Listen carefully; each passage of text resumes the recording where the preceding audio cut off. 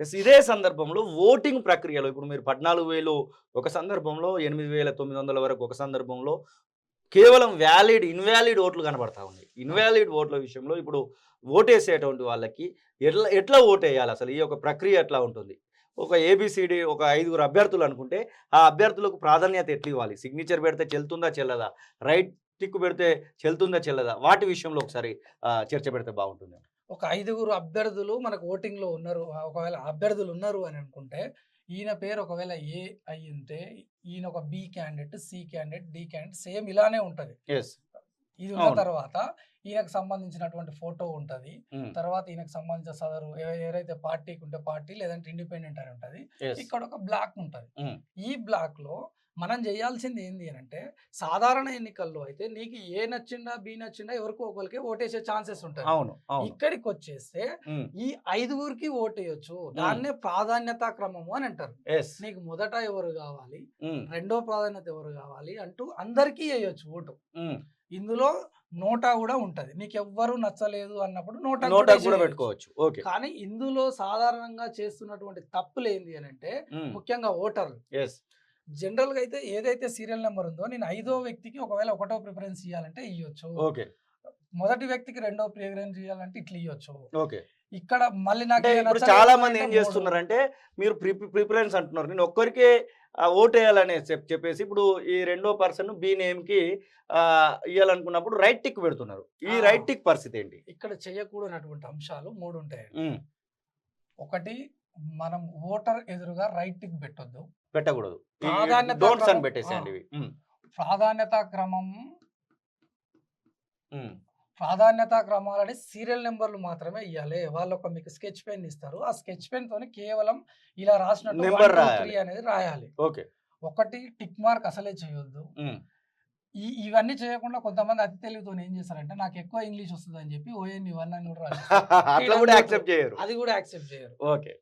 తర్వాత హ్మ్. మీరు ప్రిఫరెన్స్ ఇచ్చే క్రమంలో ఒక వ్యక్తికి 1 అని ఇచ్చిన తర్వాత మళ్ళొక తర్వాత 2 అని ఇచ్చి, 3 ఇచ్చి మళ్ళొక క్యాండిడేట్‌కి ఒకవేళ 2 ఇచ్చిరనుకోండి ఇది ఓటు అంటే చెల్లుబాటు డబుల్ కాదు. అనేది తీసుకోకూడదు. తీసుకోకూడదు. ఓకే. ఇంకో ఇక్కడ ఇవి గమనిస్తే మనం ఏదైతే ఆ ఓట్లు కాలిపోయినటువంటి ఓట్లు ఉంటాయో వాటిని హ్మ్. చూసినప్పుడు చిత్ర విచిత్రాలు ఉంటాయి. హ్మ్. ఒక్కొక్కళ్ళు ఏం చేస్తారంటే సిగ్నేచర్ కూడా సిగ్నేచర్ పెట్టొచ్చు. పెట్టేస్తారు. ఓకే. ఒకళ్ళు పోయి వాని పేరు రాసొస్తాడు. ఆ! అంటే అభ్యర్థి పేరు రాసేస్తాడు. అభ్యర్థి పేరు కాదు ఈయన పేరు ఈయన పేరు రాసిస్తాడు. కూడా రాస్తారు. ఓకే.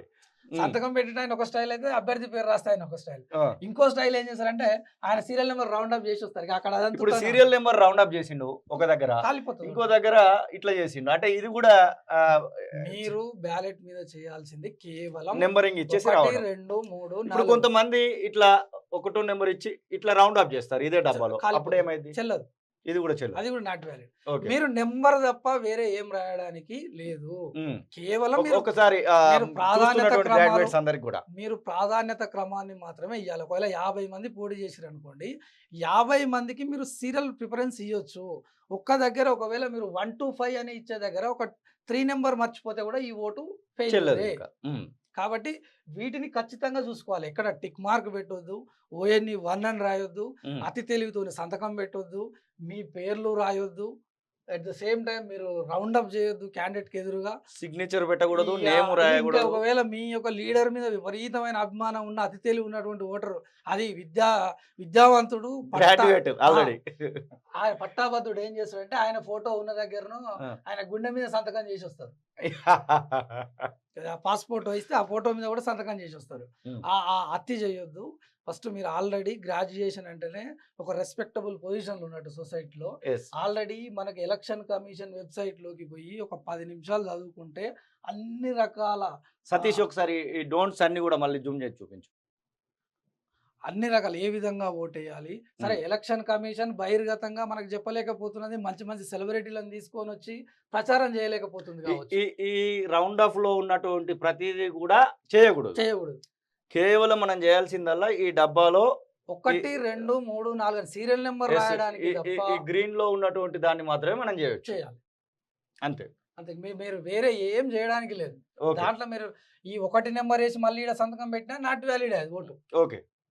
1, 2, 3 మీరు సీరియల్ నంబర్ రాయడం తప్ప మీకు అంటే వేరే ఈ పనే లేదు. విషయాన్ని ఎలక్షన్ కమిషన్ ఆఫ్ ఇండియా అంతర్జాలంలోనో ఆడనో ఎన్నో కొంచెం డిస్ప్లే చేస్తున్నారు. కానీ కనీసం అంటే అభ్యర్థులు కూడా ఈ విషయాన్ని ఎడ్యుకేట్ చేయడంలో విఫలమవుతున్నారు కదా మరి. అభ్యర్థుల విషయానికి వచ్చేస్తే అభ్యర్థులు గెలవాలన్నటువంటి ఒక ఆతురత, ఒక ఇప్పుడు ఎగ్జైట్మెంట్ సాధారణంగా మనకు నార్మల్ ఎలక్షన్స్‌లో ఒక నమూనా బ్యాలెట్ అని చెప్పేసి ఇట్లా పట్టుకొని ఇట్లా ఒత్తండి అని ఒత్తండి అని ఈవీఎం ఆ నమూనాను తీసుకొని పోతా ఇప్పుడు ఉన్నారు. కూడా ఆల్రెడీ దీ- అభ్యర్థులు దీ- ప్రచారం దీనికి చేస్తున్నారు. చేస్తున్నారు. కానీ ఈ కానీ బ్యాలెట్ లో మీకు ఏంది అంటే తన పేరు ఉంటది, తన Yes. సీరియల్ నెంబర్ పేరు ఉంటది, మిగతా అన్ని బ్లాక్ ఉంటాయి. ఉమ్. నా దగ్గర ఒకటో నెంబర్ వేయండి అని మాత్రమే ఆ చెప్తున్నాడు. ఒకటో నెంబర్ కు బదులుగా ఇవన్నీ వేసే వాళ్ళ గురించి మాట్లాడట్లేదు కదా. మాట్లాడట్లేడు. ఇక మీరు వేరే ఏది రాయొద్దు, కేవలం ఒకటి రాయండి నాకే వస్తది, ఒకటి రాయండి నాకే వస్తది అవును. అనే ప్రచారం. మీకు బ్యాలెట్ ఏదైనా నమూనా బ్యాలెట్ చూస్తే ఉమ్. మీకు ఖచ్చితంగా ఆయన పేరు తప్ప ఇంకా వేరేది ఏది ఉండదు. ఓకే. అరే నాయన ఇట్లా వేయాలి పరిస్థితి ఇది అని చెప్తామని అంటే వీళ్ళ దృష్టిలో ఎవరైతే పోటీదారులు ఉంటారో వీళ్ళ దృష్టిలో ఈ నాకంటే నీకు ఎక్కువ తెలుసా అనే ఫీలింగ్ కూడా ఉండొచ్చు అంటారా? విద్యావంతులకు కొంచెం ఈగో ఎక్కువ ఉంటది కదా.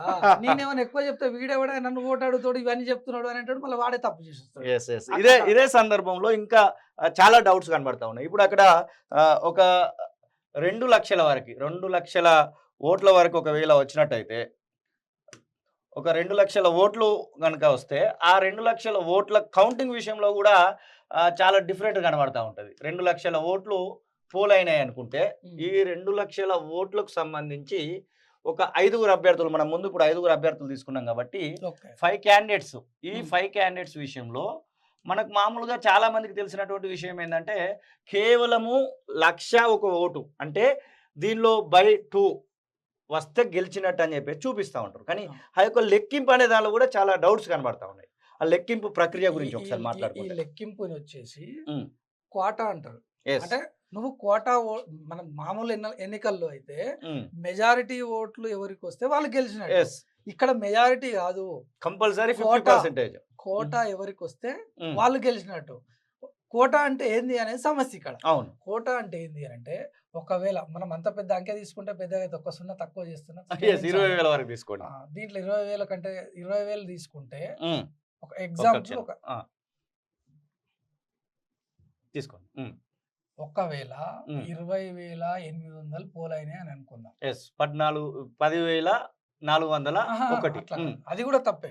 ఎస్ ఇక్కడనే ఇక పప్పుల కాళేశ్వరం అంటే అంటే దీనిలో మళ్ళీ నెగిటివ్ ఓట్స్ 20,800లో ఈ డునాట్స్ చేసేటోళ్ళు అతి తెలివి ఉన్న 800 వేసుకోండి. వాళ్ళు ఒక 800 మంది అట్లా చేసిర్రు అనుకుంటే ఇవి కౌంట్లెస్.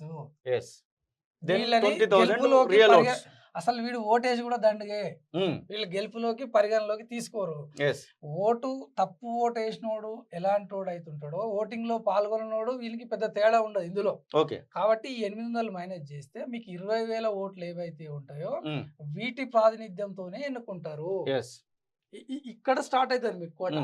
ఈ కోటాలో ఏంది అని అంటే మనకు వేరే రకమైనటువంటి ఫార్ములా ఎలక్షన్ కమిషన్ ప్రకారం ఉన్నప్పటికీ సింపుల్ గా వ్యూవర్స్ కి అర్థం కాదు, అంత పెద్ద క్యాలిక్యులేషన్ అది ఇది పెట్టినాం ఎస్ అనుకో గ్రాడ్యుయేట్స్ వ్యూవర్స్ ఎవరు లేరు. ఇప్పుడు మనం ఓన్లీ గ్రాడ్యుయేట్స్ కోసమే చేస్తున్నాం. అందరూ చూస్తారు కాబట్టి జస్ట్ మీరు బై 2 చేస్తే 10,000 10,000 వస్తాయి కదా. +1.